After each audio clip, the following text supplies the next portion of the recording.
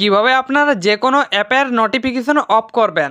যদি আপনার মোবাইলে কোনো অ্যাপ থেকে বারবার বিরক্তিকর মেসেজ আসছে এবং আপনার এই মেসেজগুলো ভালো লাগছে না, আপনি চাইছেন এই অ্যাপটির নোটিফিকেশনকে অফ করতে, তাহলে আপনি এই ভিডিওটি শুরু থেকে শেষ পর্যন্ত দেখুন। মাত্র 1 মিনিটের ভিডিও।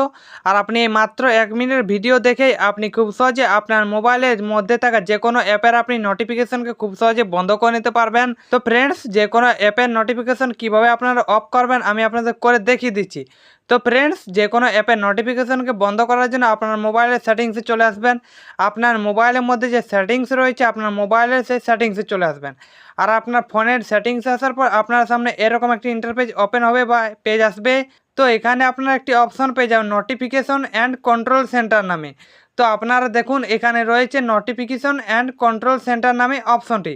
আর আপনার মোবাইল ফোনে যদি এই notification and control centre option না খুঁজে পান, তাহলে আপনি এই সেটিং অ্যাপের মধ্যে দেখুন উপরে সার্চ বার রয়েছে। আপনি এই সার্চ বারে ক্লিক করে লিখে দেবেন নোটিফিকেশন অ্যান্ড কন্ট্রোল সেন্টার। তাহলে আপনার সামনে এই নোটিফিকেশন অ্যান্ড কন্ট্রোল সেন্টার অপশনটি চলে আসবে। তো আপনারা এই নোটিফিকেশন অ্যান্ড কন্ট্রোল সেন্টার এই অপশনটিতে ক্লিক করবেন। এই অপশানটিতে ক্লিক করার পর আপনার সামনে এই পেজটি আসবে। তো এখানে দেখুন অ্যাপ নোটিফিকেশন নামে একটি অপশন রয়েছে।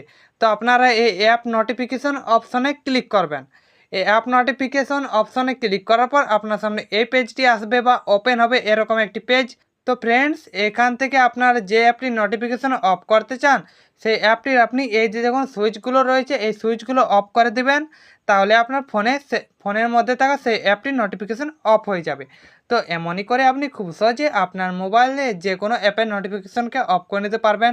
তো ফ্রেন্ডস, এই ছিল আজকের ভিডিও। আজকের এই ভিডিওটি থেকে যদি আপনার একটু উপকার হয়ে থাকে তাহলে ভিডিওটি থেকে লাইক করে দেবেন। আর ফ্রেন্ডস, চ্যানেলে নতুন হয়ে থাকলে চ্যানেলটিকে অবশ্যই সাবস্ক্রাইব করে দেবেন।